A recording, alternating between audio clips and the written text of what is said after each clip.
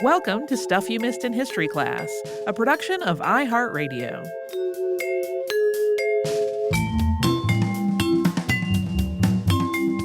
Hello and welcome to the podcast. I'm Holly Fry. And I'm Tracy V. Wilson. I was in London a few weeks ago and I finally went to the British Museum. Yeah. Which I loved. There's a cool thing there that I didn't realize in its layout, which is that the early areas of the museum that you pass through are really fascinating because they're set up almost as though you're walking through a grand personal study where someone's personal collection is housed. And that's because you kind of are. What sets it off and what confused me initially is that there aren't a lot of like placards and shelf talkers telling you what you're looking at. You can find that information if you look for it.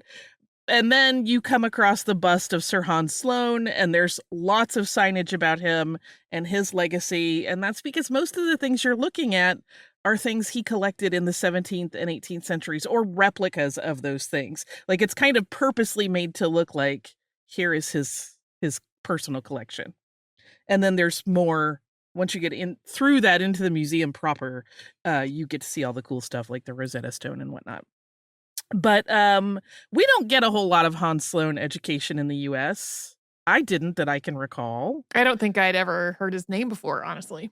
I knew about him, but only because of reading that I have done as an adult, like connected to this podcast. So I decided he would be an interesting topic. His legacy, as acknowledged by the British Museum, is mixed. He is the reason there's a British Museum, but there are a lot of problematic aspects to the way that he gathered his collection and really like the resources that enabled him to do so. So we're going to talk about him today.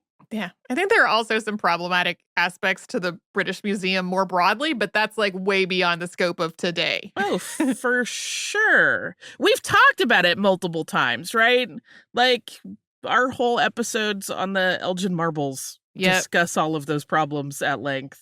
Yeah, there are multiple issues. Yes. But they're pretty forthright about his problems, I will say. So Hans Sloane was born on April 16th, 1660 in Killyleagh, Ulster, County Down, Ireland. That sits on the east coast of what's now Northern Ireland, southeast of Belfast. He happened to be born the same year the Royal Society was founded, and that would become an important part of his life.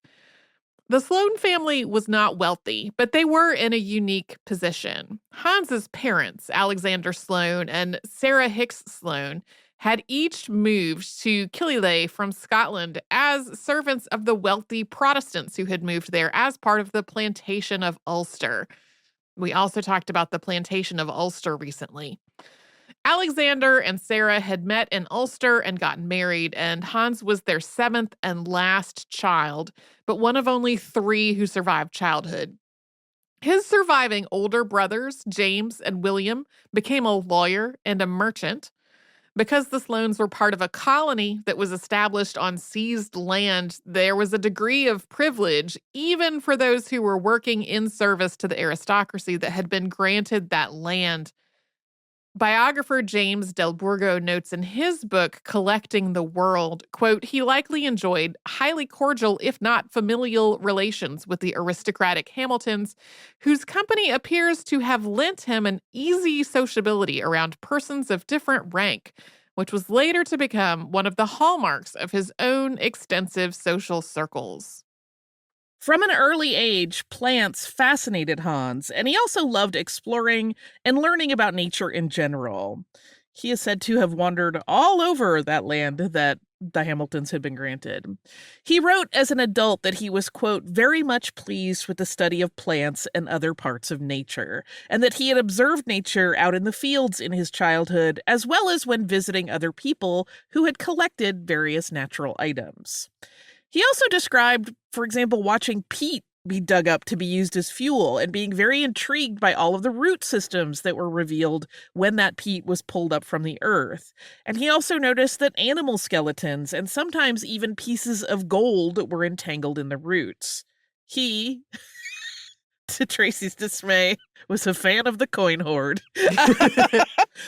He started his own little collections as a kid with plants and things like seagull eggs that he found around home. As a teenager, Sloane went through some sort of horrible illness described as a violent hemorrhage. This illness stopped his life in its tracks for several years. From the ages of 16 until 19, he rarely left his room, and he had very frequent bouts of coughing in which he would spit up blood. Sloane would occasionally have this problem crop up throughout his life. He lived longer than average, though. This early experience made him take his health really seriously, and he was extremely cautious regarding his diet. He drank very little. This may have also informed his decision to study medicine. Yeah, when we say he drank very little, we mean alcohol. He was big on hydration, as you'll hear in a little while. When it came time for higher education, Sloane studied medicine first in London and then in France. And of course, this is a time when the path to a medical degree was quite different than it would be today. While in London, he kind of went the route of an apothecary, and he learned how to prepare plants for medicinal purposes from a chemist who had moved to the city from Germany named Nikolaus Staphorst. This was in addition to a number of other things that Sloane did as a little bit of a sort of self-directed study. He often visited the Physic Garden in Chelsea to study plants and to learn to tell them apart on site. And he also made an effort to just connect with like-minded people who could help him along in his learning and teach him what they knew.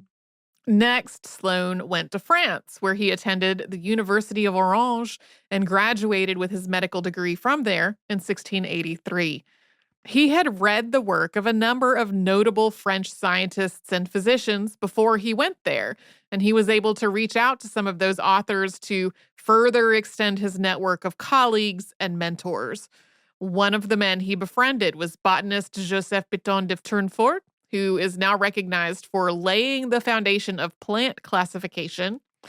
That idea of classification of plants and animals that had not already been identified was something that Tournefort was really driven by, and it no doubt influenced Sloane in his own collecting of specimens when he had the opportunity to travel a few years later. Yeah, there was a whole ideology of like, we could lose any of this at any time. We need to collect and catalog all of it so we know what we have on Earth. And that was a lot of what Sloane bought into. So after getting his medical degree, Sloane spent another 2 years in France before he moved back to London. And though he was still fairly young, he was just 25 at the time, he was elected to the Royal Society as a fellow in 1685. And his next step was to actually practice medicine, which he did under the mentorship of Thomas Sydenham. In 1689, Hans opened up his own medical practice out of his home in London. That was not uncommon for doctors at the time. They often worked out of their houses. When Hans was 27, two important things happened. First, he became a fellow of the Royal College of Physicians. That's something that comes up pretty frequently on the show, but we don't usually note what a true distinction that was. At the time, there were only a couple dozen men who had been given that distinction, so this was a very small, select group. Yeah, I think I read a stat, and don't quote me, that by the mid 1800s, it was still like less than 50 people. It was not something that everybody just got by virtue of practicing. Second, he was offered the chance to go to Jamaica as a personal doctor to the island's new British governor, Christopher Monk, 2nd Duke of Albemarle. Sloane and Monk had actually met before Sloane had gotten his medical credentials in France, so they did have a degree of familiarity with one another. This was really a dangerous job offer. The travel to get there alone was likely to encounter any number of problems, and this was smack dab in the middle of what's known as the golden age of piracy, with the Caribbean known as an especially active place in that regard. Several of Hans Sloane's friends tried to persuade him to turn down the appointment, but he managed to get a lot of money and a lot of authority as part of the deal, and so he took it. He was to be paid £600 a year, plus another £300 up front as sort of a signing bonus. And he was not only in charge of Monk's healthcare, but of the entire fleet. And then when he got there, of basically everyone and everything that lived on the grounds. So that meant that he also was getting a management position as he helmed the team of physicians and apothecaries that would be there as well as on the journey. The trip with Monk was destined to be the beginning of an impressive lifelong collection for Sloane, but that wasn't something that was born solely of his own desires. When he left London to cross the Atlantic, he carried with him requests to collect samples from a number of his colleagues in the medical field. Some of them had been the ones to urge him not to go. During this time at sea, he made notes regarding his observations of the things he could see in the ocean, referencing dolphins, jellyfish, birds, and phosphorescence, among other things. Yeah, I love that his friends were like, don't go, don't go, don't go. Well, if you're going anyway, here's my wish list. As long as you're there. Coming up, we're going to talk about Sloane's time in Jamaica, but first we will pause for a sponsor break.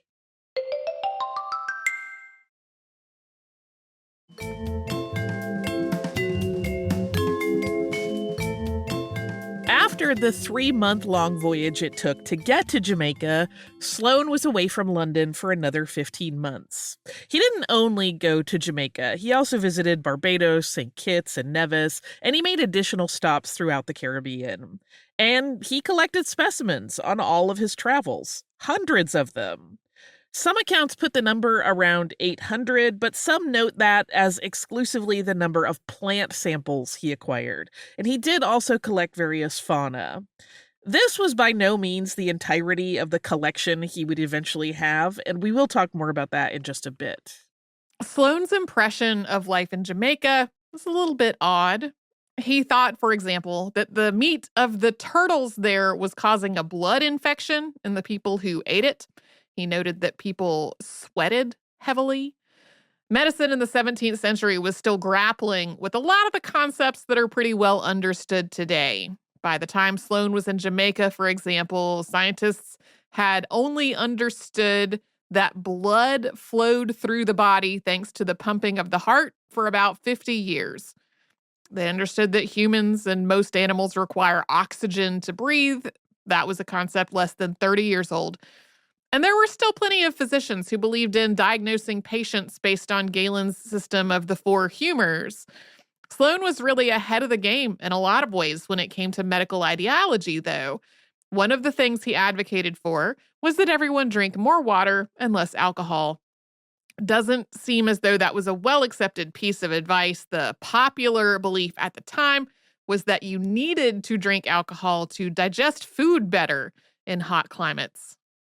That one really kind of flummoxes me because I love a cocktail, but drinking alcohol when it's really hot out is kind of nightmarish to me. So I'm like, why? It does seem likely that Sloane would have stayed in the Caribbean for much longer had it not been for the fact that his employer died. According to the history of Parliament that is online, Monk liked Jamaica, but it didn't really like him back. Quote, his principal achievement was the recovery of a wrecked Spanish treasure ship, the first successful salvage operation of modern times, which brought him an estimated £48,000 for an investment of £800. But he did not enjoy his wealth for long. Drink and the climate finished him off on 6 October 1688. Monk was really young when he died, just 35, and there isn't a whole lot of information about his death and what sorts of attention Sloane may have given him as his doctor in Sloane's own words. Sloane made some notes about Monk's health, noting that he didn't seem entirely healthy even before the trip started. We also know that he bled Monk as a treatment on occasion, and he gave him medicine for jaundice. Monk had a history of heavy drinking, and it seemed that he continued to do so in Jamaica despite all advice against it from Sloane, as well as other physicians. And it is from those other physicians that we actually have the information that we do about Monk's case. Sloane left it out of his published accounts, perhaps out of respect or gauging by the accounts that do exist, because it sounds like a truly awful end that maybe Sloane did not think would be appropriate for all readers. Even post-mortem, the body of the Duke proved to be a challenging case for Sloane. It fell to him to figure out how to preserve his employer's remains for transit across the Atlantic when he had died in a climate where the locals insisted that you had to bury a body within 12 hours. The idea was the heat accelerated decomposition so much you had to do it that quickly.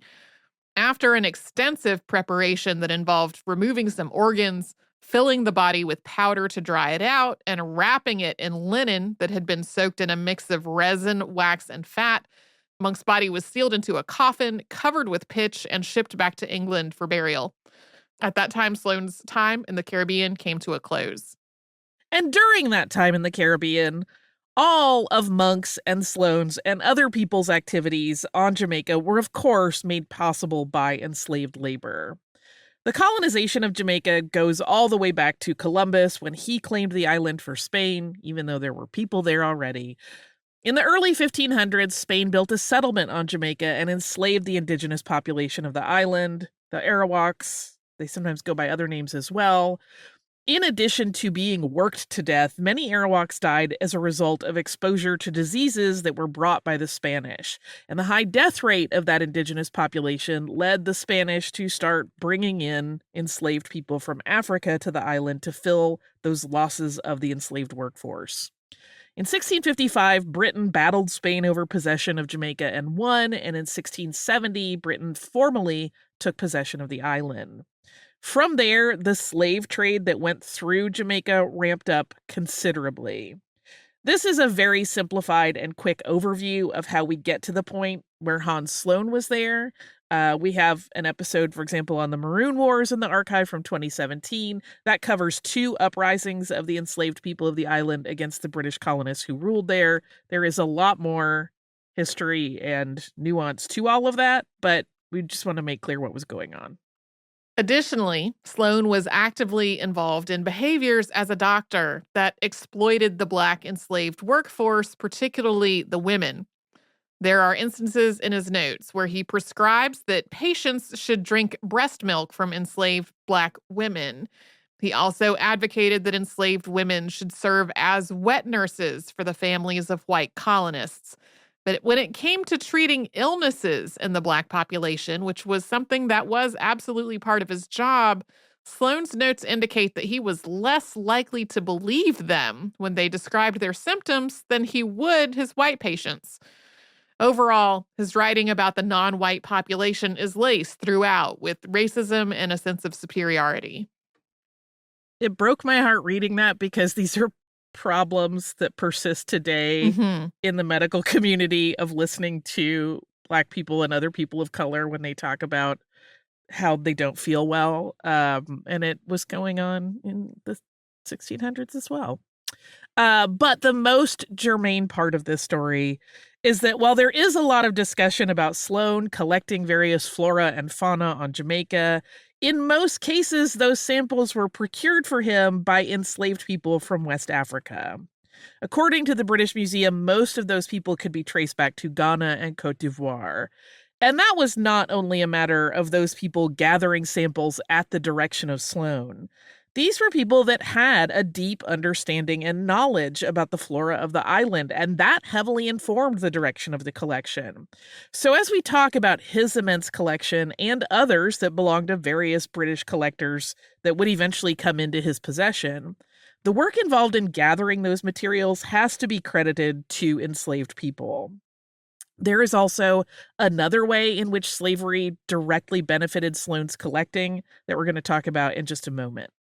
One of the more fun sides to the story of the Jamaica trip, but one that we have to do some myth busting on, has to do with chocolate.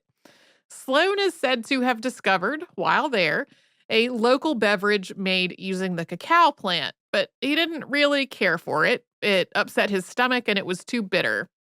So he decided to doctor it up by making it with milk instead of with water, and that version he loved.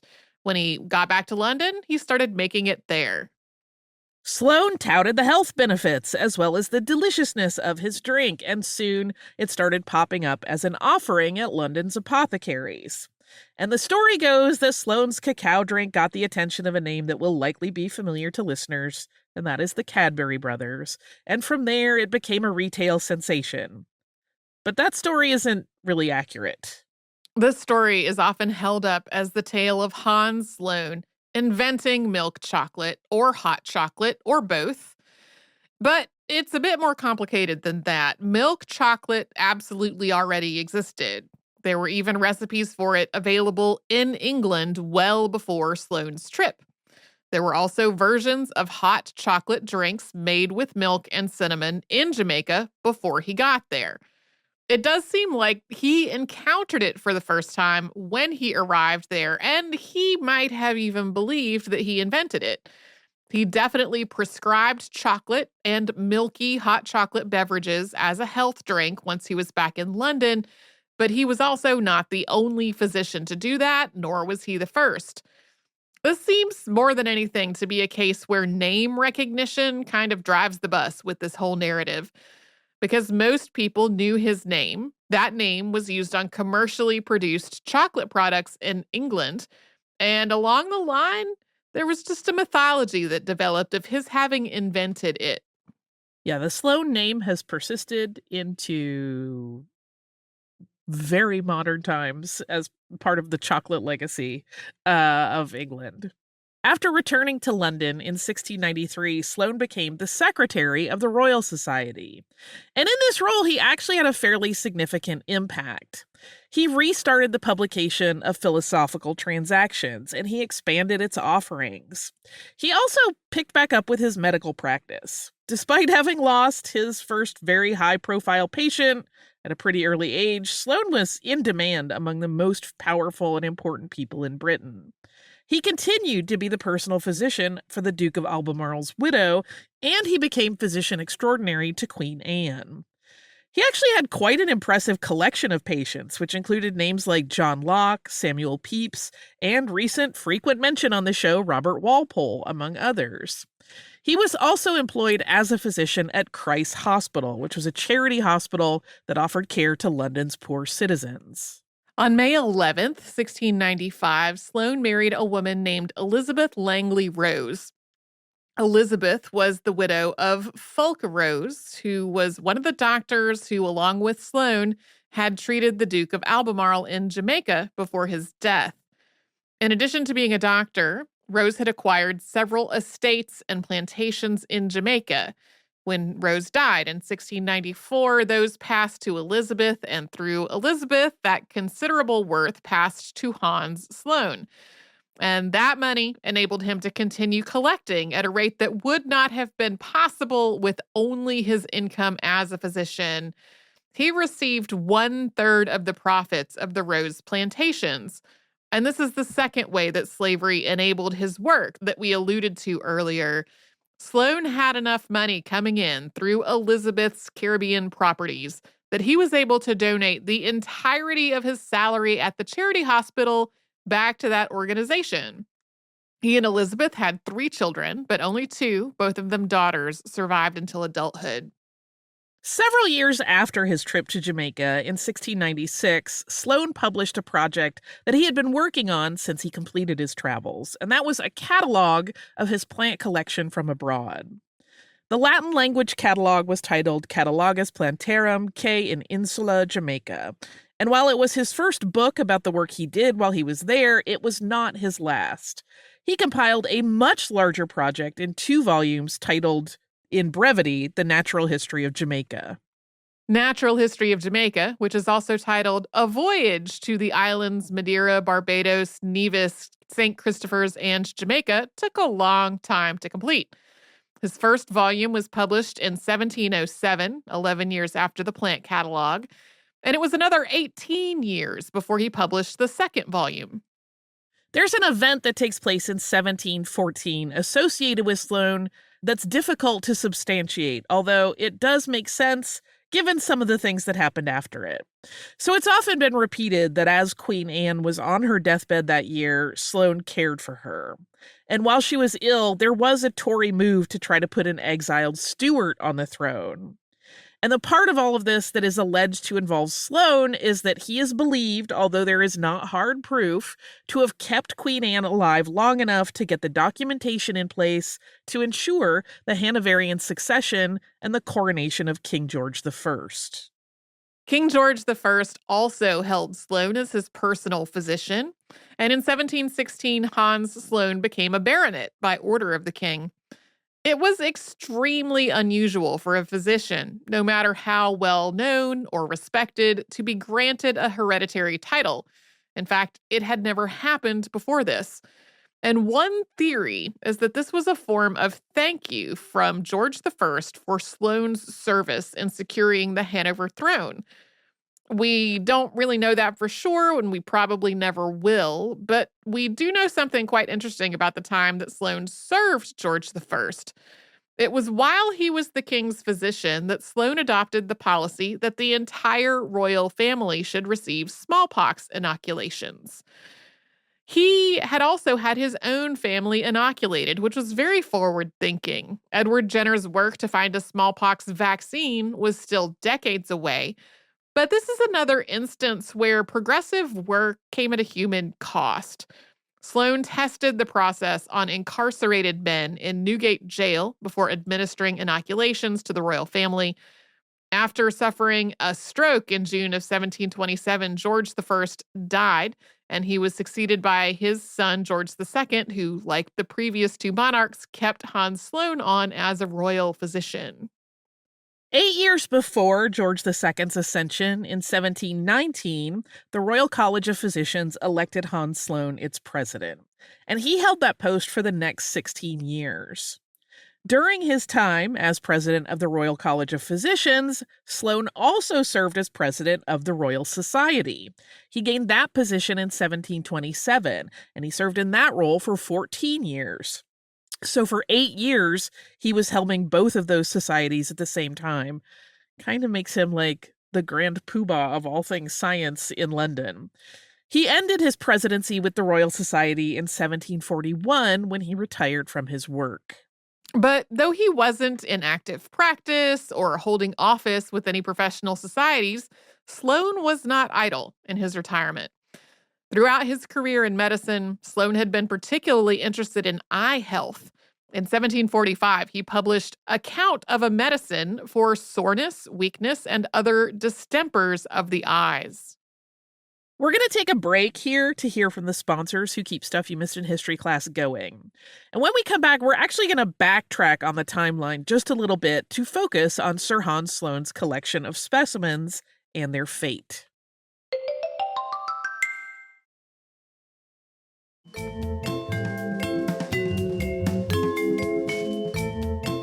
After his trip as a young physician to Jamaica, Sloane was completely bitten by the collecting bug, and he continued to gather specimens even when he wasn't traveling. He developed a network and had people that would go out and seek out collections and buy them for him. And he also did this by acquiring other collectors' collections. For example, when William Charlton died in 1702, Sloane got his cabinet of curiosities.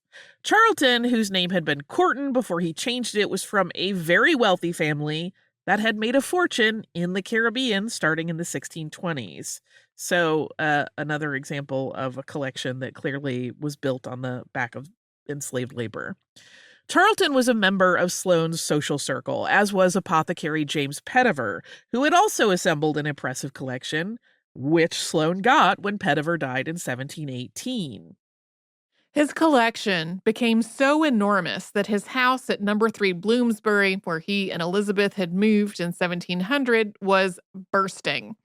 And so he bought the house next door as well. By the time he purchased number 4 Bloomsbury, he had become a well-known and well-respected name, not just in England, but throughout Europe. And as a consequence, he and Elizabeth entertained a lot of famous visitors. Carl Linnaeus came to see Sloane's remarkable assortment of specimens. Hans Sloane had to move his collection one more time in 1742 to a space that could better accommodate it. That was a manor house in Chelsea where King Henry VIII had once lived. And it was right next to the Chelsea Physic Garden. That was the place where he had studied plants in his early years to memorize them. He continued to receive an array of famous guests there for visits. The Sloane home was not open to the public, but people could use their social connections to basically be like, do you know Sir Hans Sloane? Can you get me in touch with him? And then they would make appointments and come to the house and see everything. Sloane's retirement in 1741 had not been due to a desire to do less. It was because he was physically unable to keep going at the pace that he had maintained for decades. He had been having some sort of ailment or condition that caused paralysis at times. As we mentioned, he did continue to work as much as he could for as long as he could. Sloane died on January 11th, 1753, in London, and he was 92. His death announcement in the papers read, quote, "Thursday morning died at his house in Chelsea, very much advanced in years, but blessed with all his faculties of understanding to the last of his life, Sir Hans Sloane, Baronet." During Sloane's life, he had amassed a collection of more than 71,000 items and more than 50,000 books. What happens to such a collection when its owner passes without heirs who want to deal with it? Remember, he had only surviving daughters. While he was on his deathbed, he stated that he wished to bequeath his massive collection to Britain. But though the collection was a gift, it could only be given if Parliament agreed to pay £20,000 so that his executors could manage the transfer and any necessary work that came with it, and so that the collection could be open to the public. That had been Sloane's aim in his collecting for quite some time. He had believed for years that he was putting together a repository of information for Britain. Parliament agreed to his terms, and when Sloane passed, the whole lot became the property of the country. And this is how the collection of the British Museum began. This provision Sloane made that his possessions should be conveyed to the government so they could launch a public museum was, like many things about his life, unusual. Museums before this in most of Europe were operated by churches or royal houses. This concept of a museum that anyone could visit was quite novel. The British Museum Act 1753 established the British Museum on paper and provided for the acquisition of Sloane's collection, as well as other manuscript collections. It provided for the world's first free national public museum. Over the next several years, a building was acquired, coincidentally near one of Sloane's early homes in London, and in 1759, the British Museum opened its doors. This was not the only museum to get parts of Sloane's life's work. The Natural History Museum is home to his collection of 120,000 dried plant samples, which are contained in nearly 300 volumes. Sloane had stipulated in his will that his collection had to remain in the city of London, quote, "where they may, by the great confluence of people, be most used." He had also stipulated that the collection not be separated. The Natural History Museum didn't get the plant collection until the 1880s, and it is in the city, so it still falls more or less in the spirit of his wishes. According to the museum, this plant collection, quote, "is the largest surviving botanical collection from the early modern period, about 1500 to 1800, and contains plants collected in more than 70 countries and territories worldwide. Antarctica and Australasia are the only continents not represented." In 1973, the British Library also got some of Sloane's books and manuscripts.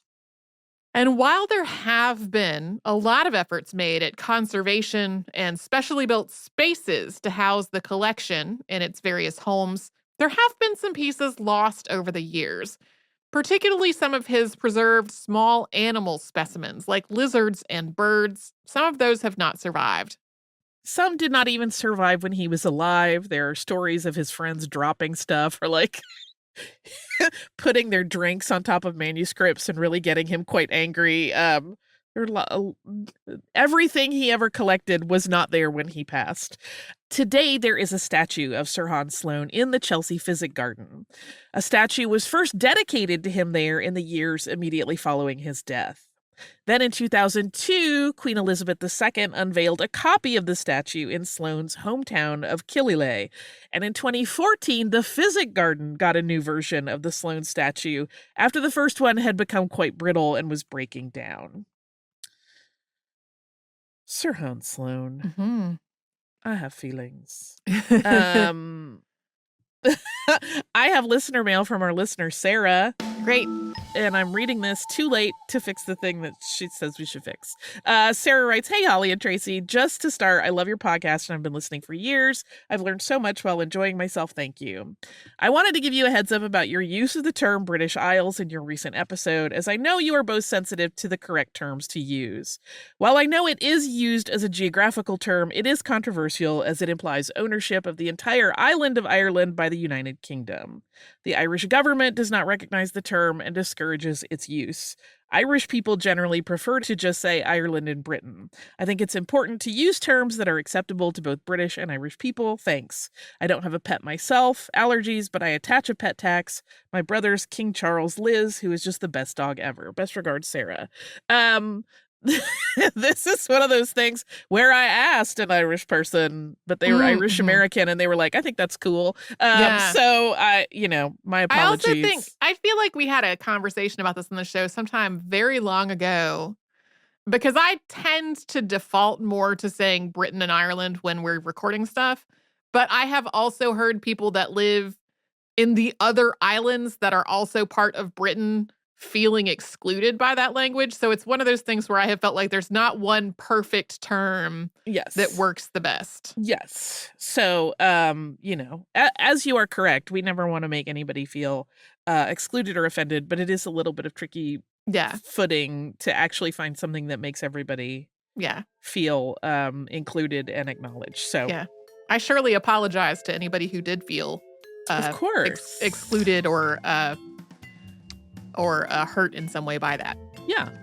And if any of those ghosts were chagrined, also to them. Although many of them go back far enough that the modern politics and thinking is probably a mystery to them as well. But thank you. I really do appreciate it, Sarah. If you would like to write us, you can do so at historypodcast@iheartradio.com. You can also subscribe to the podcast on the iHeartRadio app or wherever you listen to your favorite shows.